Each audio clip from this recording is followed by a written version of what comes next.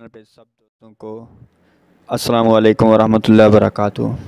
आइए दोस्तों सुनते हैं नज़म जनाब हाफिज़ मोहम्मद इसहाक साहब से।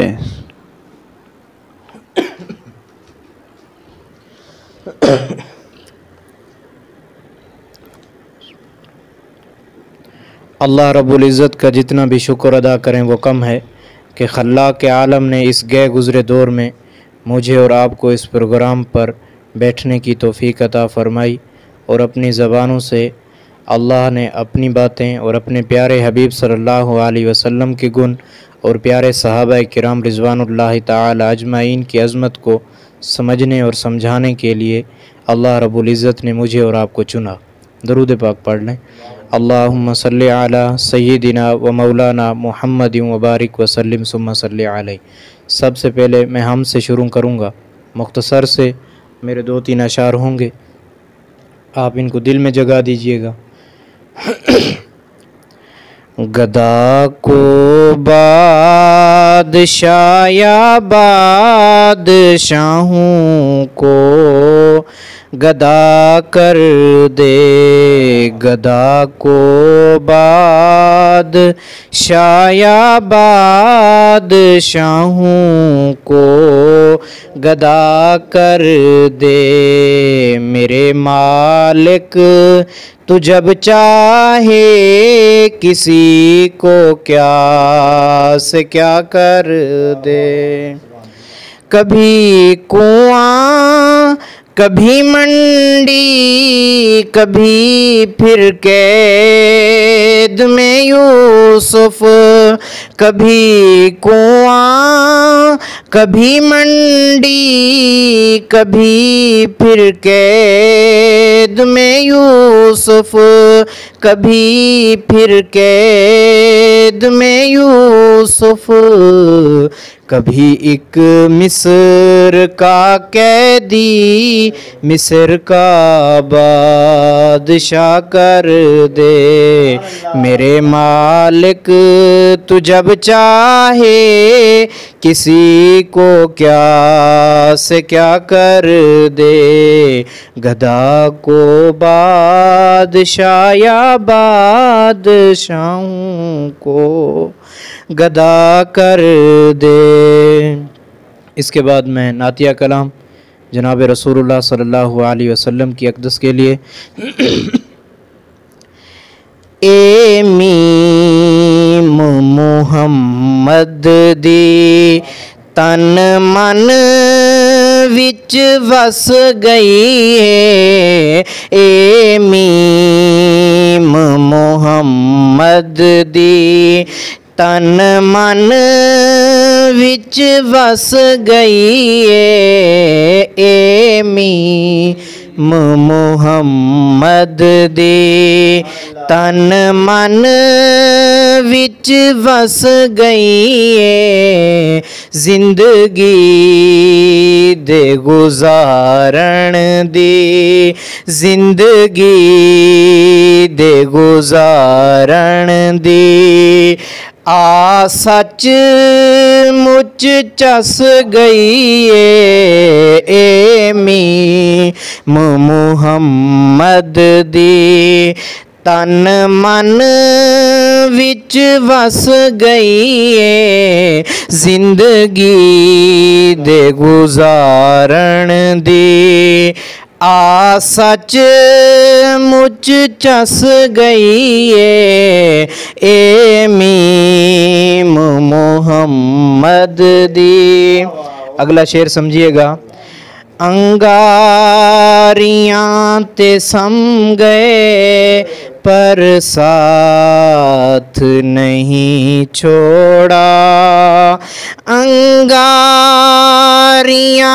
ते सम गए पर साथ नहीं छोड़ा, पर साथ नहीं छोड़ा। इस मीम वाले नाल इस मीम वाले नाल दिल जिस दीवी फस गई है, ए मीम मोहम्मद दी। आप भी मेरे साथ बोले, ए मीम मोहम्मद दी।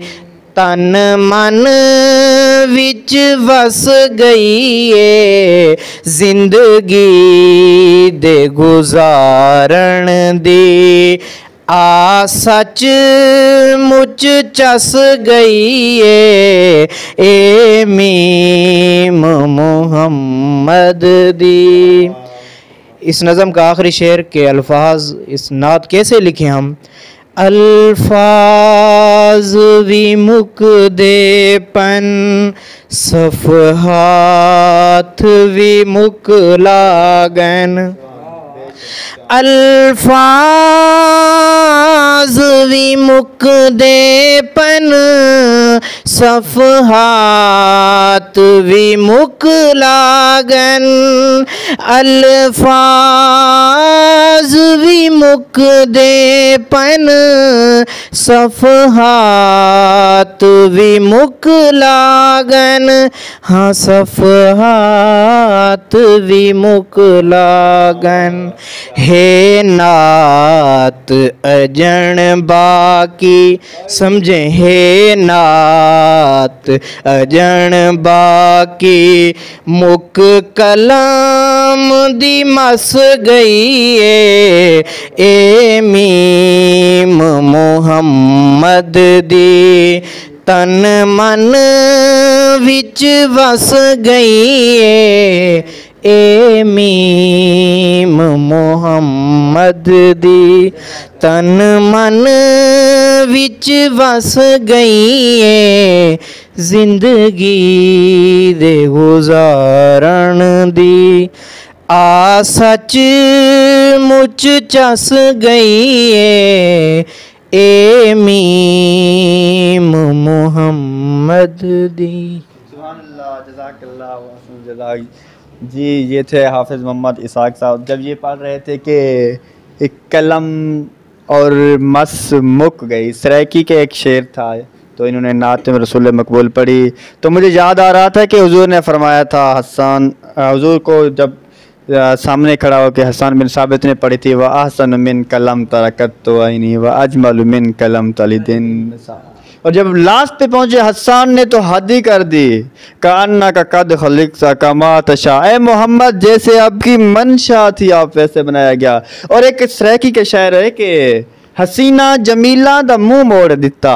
जब वो कह रहे थे ना कि कलम और मस, ये स्याही और कलम ख़त्म हो गए, तो फरमाया कि हसीना जमीला दा मुंह मोड़ दिता, मोहम्मद बनाते कलम तोड़ दिता। तो ये सुना रहे थे हमें जनाब हाफिज़ मोहम्मद इसहाक़ साहब। सर हमारा चूँकि सेशन रमज़ान ट्रांसमिशन चल रहा है, इससे हमारा एक तो सवाल है और नाजरीन को हम इससे सवालात के जवाब सुनाने हैं। तो सर अब हमारा सवाल है कि रमज़ान शरीफ चूँकि चल रहा है, तो इसमें अब 19वां रोज़ा है, तो 20 को अमूमन ये होता है कि एतकाफ़ किया जाता है, तो इसके टाइमिंग एग्जैक्ट पता नहीं है कि ये 20 को कब करना है, और इसके बारे में हमें आगाह करेंगे कि इसकी तारीख़ क्या है, कब से कहाँ तक। फिर कुछ सुन्नत एतकाफ़ भी होता है, कुछ ऐसे फ़र्ज़ के अदायगी में भी आता है, तो इसके बारे में हमें आगाह करेंगे कि इसकी तारीख़ और डेट के बारे में क्या इस पर रोशनी डालेंगे। बिस्मिल्लाहिर्रहमानिर्रहीम। सबसे पहले तो मैं ये कहना चाहता हूँ कि रमज़ानुल मुबारक का इतना अज़ीम महीना मेरी और आपकी ज़िंदगी में आ चुका है, तो सुनने वाले और देखने वाले तमाम नाजरीन से मेरी ये गुजारिश है कि इस महीने के जो आखिरी लम्हात, आखिरी अय्याम बाकी हैं, इनको ज़ाया ना करें। इनको आप अपने ज़िंदगी के लिए मुक़द्दस बना लें, अफजल बना लें। अपने गुनाहों की मुआफ़ी तलाफ़ी अल्लाह रब्बुल इज़्ज़त से अपने गुनाहों की मुआफ़ी मांग लें, गिड़गिड़ा कर रो कर। तो ये वक्त फिर कभी नहीं आना। शायद हमारी ज़िंदगियां होंगी तो रमज़ान मुबारक का ऐसा पाक महीना जिसके अंदर कैद हैं शैतान भी, सरकश शैतान भी अल्लाह रब्बुल इज़्ज़त ने कैद फरमा दिए हैं। तो वैसे तो गुनाह हो जाते हैं, लेकिन रमज़ान के अंदर शैतान हमारे पास नहीं आता गुनाह करवाने के लिए। तो जब इस महीने के अंदर शैतान भी कैद हैं और शैतान हमारे पास भी नहीं आ सकता, तो इस महीने में हम अपनी बख्शिश जितनी करवानी है करा लें, अपने अल्लाह रब्बुल इज़्ज़त से अपने गुनाहों की माफ़ी मांग लें।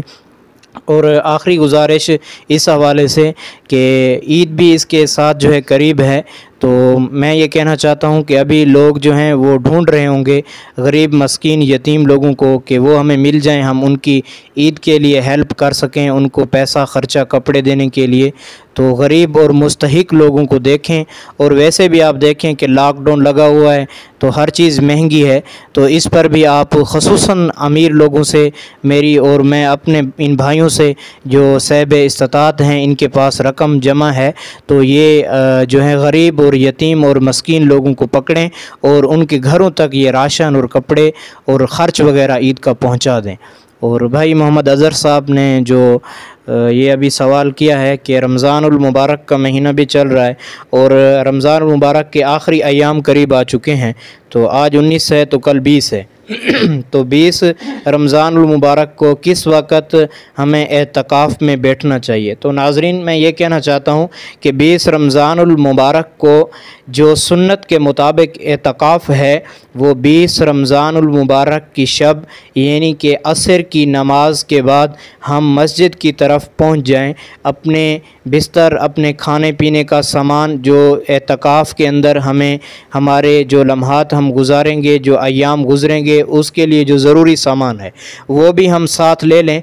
और बैठने का जो सही वक्त है हम मगरिब की नमाज से पहले बैठ जाएं, यानी हाँ असर पढ़कर हम बाहर जा सकते हैं, लेकिन एतकाफ़ की चीज़ें उठाकर मस्जिद में रख दें ताकि ये कपड़े उठाने के लिए बिस्तर उठाने के लिए किसी दूसरे को तकलीफ़ ना दें और ख़ुद हम जा नहीं सकेंगे फिर। तो इसके लिए हम अपनी तैयारी असर की नमाज के बाद ये बिस्तरे वगैरह असर की नमाज के बाद हम अपनी जिस इलाके की मस्जिद में बैठना चाहते हैं वहाँ पर पहुँचा दें।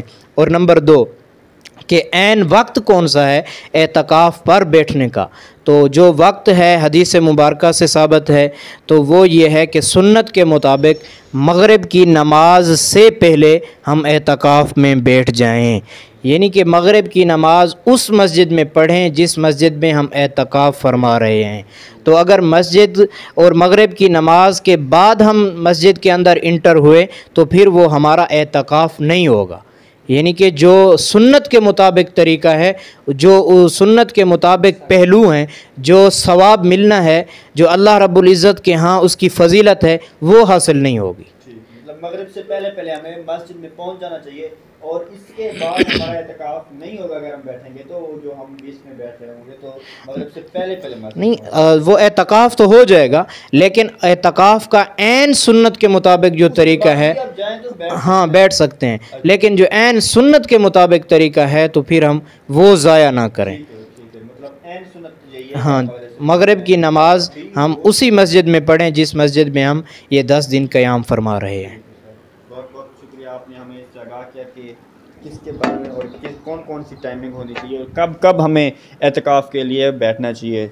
जो हमें आगाह फरमा रहे थे कि मगरिब से पहले ये ऐन सुन्नत है कि आपने वहाँ पर बैठना है। हाँ, बामरे मजबूरी, अगर आप किसी मजबूरी की वजह से या कोई ऐसा वैसा हो गया काम जिसकी वजह से आप नहीं पहुँच सके मजबूरन, तो आप बाद में भी बैठ सकते हैं, बट यही ऐन सुन्नत का यही तरीका है कि आपने पहले पहुंचना है। जी, हमारे पास मौजूद हैं स्टूडियो में जनाब हाफ़िज़ शराफ़त अली तौसीफ़ी साहब, इनसे भी हम करते हैं कुछ गुफ्तगू। चूँकि रमज़ानुल मुबारक चल रहा है तो हम रोज़े के बारे में और रोज़ा कब टूट जाता है, क्योंकि अक्सर औक़ात होता है, और दूसरी बात यह है कि रोज़ा कब हम पे फ़र्ज़ हो जाता है, फिर कब हमने, अक्सर होता है कि छोटी बीमारी हो जाती है तो हम ये कह रहे होते हैं कि अब हमें बीमार है, हमें तो बीमारी है, हम तो नहीं रख सकते रोज़ा। तो इसे हम इनसे पूछेंगे सर से कि ये हमें बताएं कि रोज़ा कब हमारे ऊपर ये है कि अब माफ़ है और कब हमारे ऊपर रोज़ा लाजिम है भी। अगर हमारे वो काम वो बीमारी है तो क्या रोज़ा हमारे ऊपर अब भी लाजिम है कि नहीं है, तो ये हमें बताएंगे वो कंडीशन कब कब रोज़ा हमारे ऊपर लाजिम है और कब नहीं है। जनाब हाफ़िज़ मोहम्मद शराफ़त।